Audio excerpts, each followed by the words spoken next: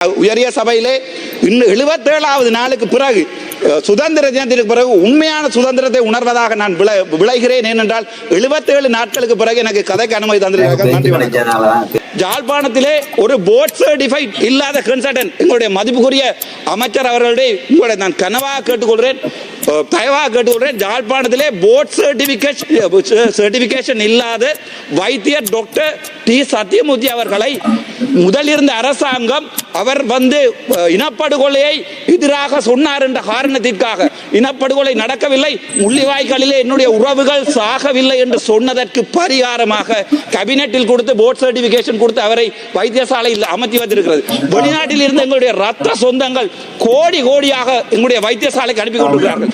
அதில் ஏதாவது ஒரு கணக்கு எங்களுடைய சுகாதார அமைச்சுக்கு தெரியுமா என்று நான் கனவுடன் கேட்டுக்கொள்கிறேன், தயவுடன் கேட்டுக்கொள்கிறேன். இன்று பார்த்தால் அவர் ஒரு வீடியோ போடுகிறார், தான் கண் வைத்தியசாலையை கட்டப் போகிறேன், என்னுடைய சொந்த சகோதரங்கள் டயஸ்போராவை காசு அனுப்புமாறு. அது எங்களுடைய சுகாதார அமைச்சருக்கு தெரியுமா?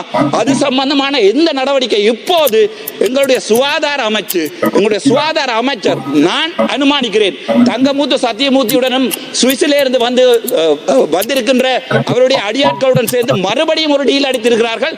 வெளிநாட்டிலே கருப்பு பணமாக எங்களுடைய தேசிய தலைவரின் பணத்தை வைத்தியசாலையிலே வெள்ளை பணமாக மாற்றுவதற்கு அதேபோல் இவ்வாறான விடயங்கள் கணக்கை இருக்கிறது. ஒதுக்கப்பட்ட வினாடி 8 நிமிடங்கள் ஒதுக்கப்பட்டிருக்க தயாசிரி அம்மையா அவர்களுடைய வினாடி 2 நிமிடங்கள் இருக்கிறது. தயவு செய்து அதை தரவும். அது தவிர சாவச்சேரி வைத்தியசாலையிலே நான் என்னுடைய பதவியை இழந்து நான் இந்த போராட்டத்திலே போய் 25 வழக்குகள் வேண்டினால்தான் சாவச்சேரி வைத்தியசாலையை உலகமே திரும்பி பார்த்திருக்கிறது. இப்போது 4 கன்சல்டன்ட்கள் விட்டிருக்கிறார்கள். 3 பேர் SR சீனியர் ரெஜிஸ்ட்ரார் எனப்படுகின்ற லிஸ்டிலே அவர்கள் டிரான்ஸ்பர் ஆகி போனால் அந்த வைத்தியசாலை மறுபடியும் போகும். 2014ஆம் ஆண்டு 400 மில்லியன் அதிலே 200 மில்லியன் சம்பந்தப்பட்ட இன்னொரு இப்போது பாராளுமன்றமாக இருக்கிறவர் வவுனியா வைத்தியசாலைக்கு அந்த காசை சூறையாடி, ஆனால் அது சம்பந்தமாக சுகாதார அமைச்சு ஏதாவது நடவடிக்கை எடுக்குமா என்று கேட்டால் இல்லை. நாங்கள் கள்ளரை பிடிக்கிறோம் என்று வந்த நாங்கள் இப்போது கள்ளரை பாதுகாக்கிறோம். முடிந்தால் உங்களால் தங்கமுத்து சத்தியமூர்த்தியினுடைய வெல்ஃபேர் சொசைட்டியில் இருந்து அவர் எவ்வளவு பணம் வெளிநாட்டில் இருந்து எடுக்கிறார் என்பதை உங்களால் முடிந்தால் செய்ய முடியுமா இருந்தால் நான் எங்களுடைய மதிப்புக்குரிய ஜனாதிபதிக்கு நான் கொடுத்த ஆதரவை திருப்பி தருகிறேன்.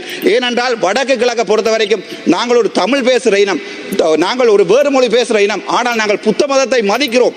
அதனால் தான் சொன்னேன், ஒரு நிமிடம் தாருங்கள், அதனால் தான் சொன்னேன் இன மத பேதமின்றி நாங்கள் ஒன்றாக வாழுவோம் என்று.